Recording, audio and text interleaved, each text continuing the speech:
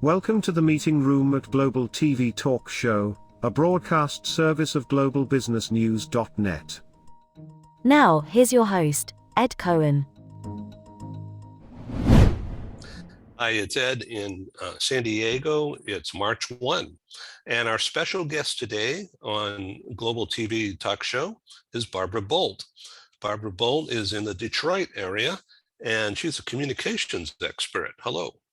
Hey, Ed, thanks so much for having me on the show. I'm excited. Yeah, well, thank you for doing this. So, and this is a brief portrayal of you, the person and your company. So Okay. I said you're in the communications business. So let's go a little bit deeper. Barbara Boldt, Global, is about helping people communicate better, right? Yeah, a pretty specific group of people, actually. My niche, I have this very specialized niche. I help non-native English speaking middle managers acquire the leadership communication skills they need in English to move their career forward. Those are really the people I want to help. Okay, so these are people who are in the US, so they could be anywhere. It could be anywhere. I think the people who find these types of issues more challenging have maybe North American bosses. They're either in a company that is US based, US owned. Maybe they are in the US. They could be in Europe or another part of the world, but they're interacting with native speakers. Those are the people, if the company is primarily all non-native English speakers, there's a lot more grace that's given to the style of communication.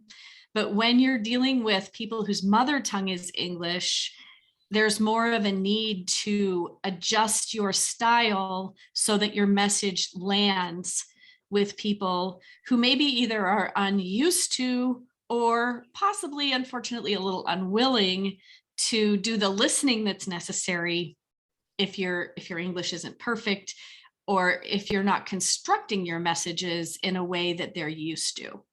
So, in the older days, the people who are not American born yet are doing business with Americans, they watch a lot of TV shows, and they learn to speak English and the idioms and the slang and the cultural pop culture talk rather than formal English.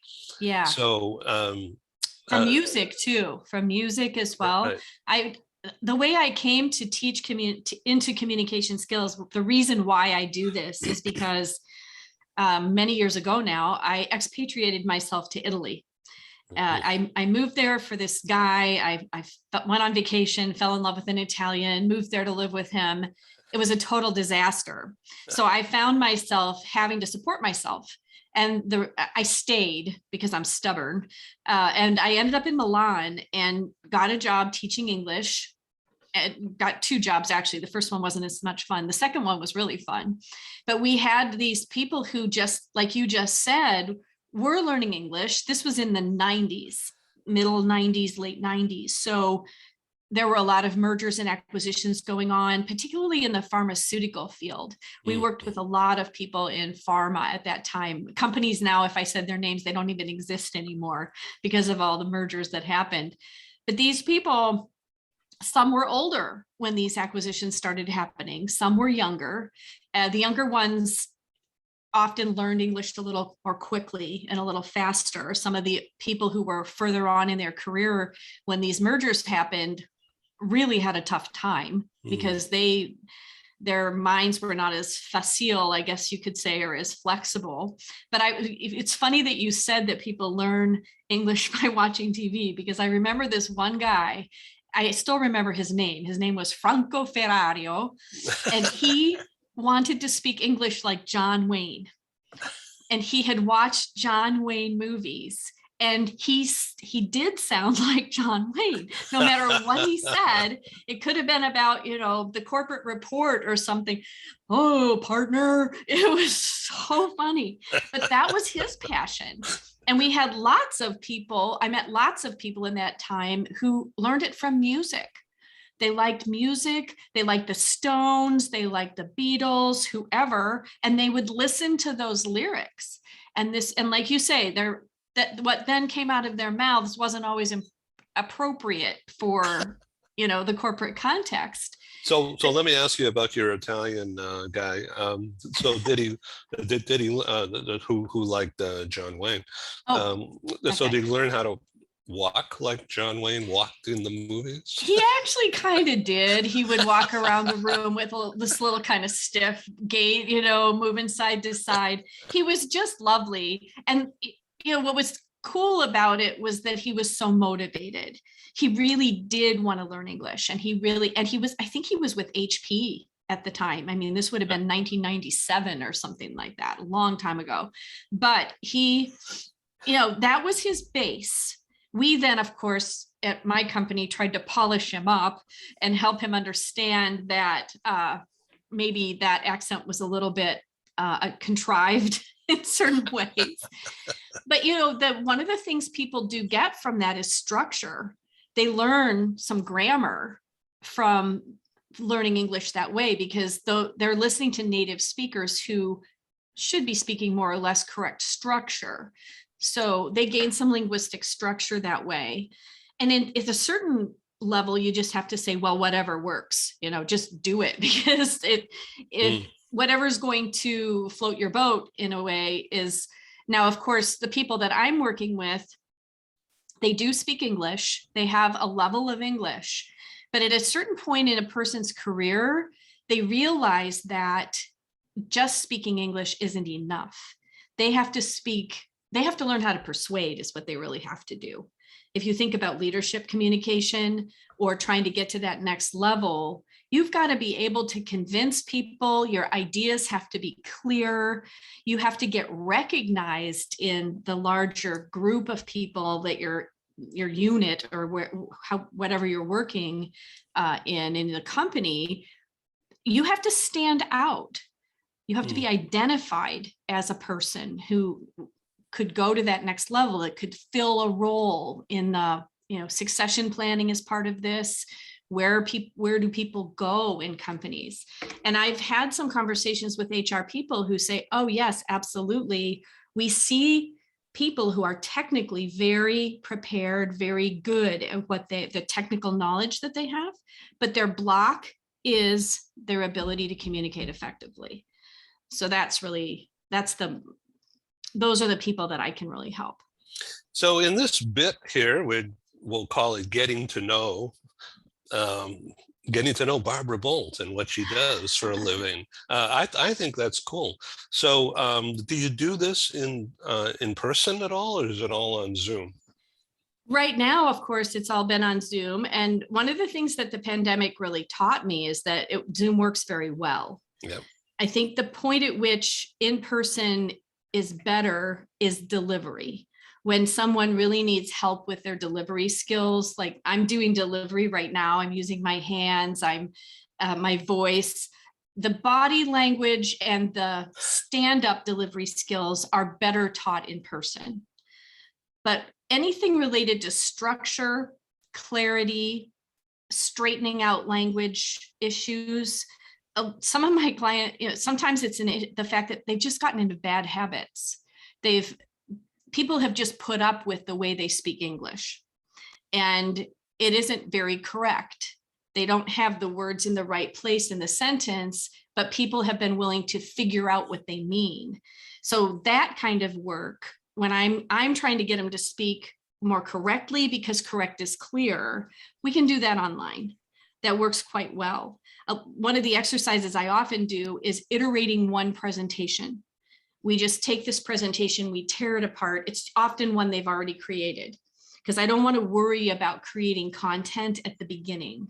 I really want to focus on these linguistic issues, structural issues. So we just take this presentation they've already given, we tear it apart, we put it back together in correct structure, and we practice and practice and practice. And they get recorded. and then we go back and tear the recording apart. But that kind of work, it's easy on Zoom. Yeah, it's very practical. Hi, this is Ed, and I thank you for tuning in to Global TV Talk Show, a unit on globalbusinessnews.net. We broadcast to the world, as you know by now.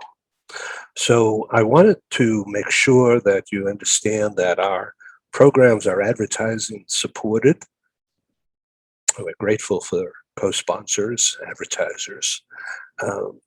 They have a marketing budget coupled with a strong desire to be associated with our top quality program. And of course, I'm grateful. Well, here's our advertisers, and we'll be back in just a couple of minutes or so, and we'll proceed with this interesting conversation. Thank you. This episode from the meeting room of Global TV Talk Show is brought to you by Porchlight Rental and Destination Services. Reduce your renter lump sum or managed relocation costs. Visit them at porchlightrental.com. And by airs.com. With our full range of services, we can help design and manage your international relocation. Find us at airs.com. Primestone Partners, featuring corporate, government, and developer housing solutions, as well as senior-level advisory services. Find them at primestonepartners.com. Become a global player in your field. Cross Culture to Go provides virtual support for your global business and career success. We can help you thrive in 140 plus countries and markets. On the web at crossculturetogo.com. We are pleased to welcome Adamo Education as a proud sponsor of Global TV Talk Show. The concept of a microschool is the reimagining of the one-room schoolhouse.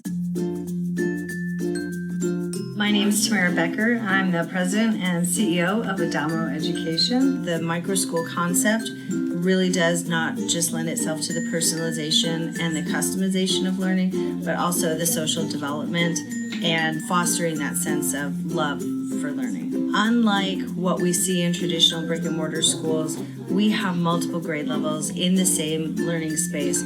Students can be enriched by the socialization that they get, as well as the academic support from peers. What differentiates Adamo is the fact that we are taking the best pieces of brick and mortar, of digital, and then at-home learning. Students here can come 5 days a week. They can come 4 hours a day. It will really just depend on what is best for the student and for the parent. To enroll, just reach out via phone, text, or email, and we'll have that personalized conversation, and we'll be able to get you all set. Check us out at adamoeducation.org. So when you say iteration, that's a big fancy word for something else, right? Just means to do it over and over and over. Okay. Yeah. All right. I just want to make sure that means. our international audience gets Sure. it. Sure. Got it. Yeah. All Yeah. right. We just this client that I'm working with right now, in the early part of her work with me, we iterated a presentation about 5 times. And by the end, it was a lot more clear and a lot more effective as a presentation than it had been when we started. And she was also better at making clear sentences, not putting in extra words. She's Mexican, so her mother tongue is Spanish. Mhm. And one of the things she realized was that she was putting little extra words at the end of sentences that didn't add any meaning. She'd say blah, blah, blah, like that kind of stuff. Or she'd just add these little words. And she heard herself doing it on the video. And she's like, oh my gosh, yeah, why am I doing that? But that's the first step. That's why we watch video, and that's why we listen, because the client has to gain the awareness of what needs to be changed. Yeah, and this camera, this little green thing there, you can't hide from it. No, you can't. Oh, you can turn around, but I'll leave the room. You can put a bag over your head. You can put tape over it. Yeah, exactly. So video, I've always used video also in person, but when you use it in person, it's a lot more clunky. You have to watch it back on something, and but Zoom is ideal. We just record, I download the video, I send it to them, they watch it, I watch it. So virtual, I honestly can work with people from anywhere because virtual works. This is great. Thank you for this brief get to know you. So Barbara Boldt, you see the name right over here on the screen. So look it up on LinkedIn. And what's the website? www.boldtglobal.com. That's my website. BOLDT. Yeah, it's a good German spelling. and you're in the Detroit area. Yes, I'm just outside Detroit. Yeah. Okay. Well, thanks for being on Global TV, and we'll see you on Friday in this special program we're doing to discuss geopolitics and the impact today on business and talent management worldwide. Thanks, Barbara Boldt. Thank you for being here. Thank you, Ed. Thanks so much. Take care. Have a good day. You too. Bye-bye. Bye-bye. Thank you. Thank you for joining us in the meeting room at Global TV Talk Show. Have a wonderful day, and stay safe.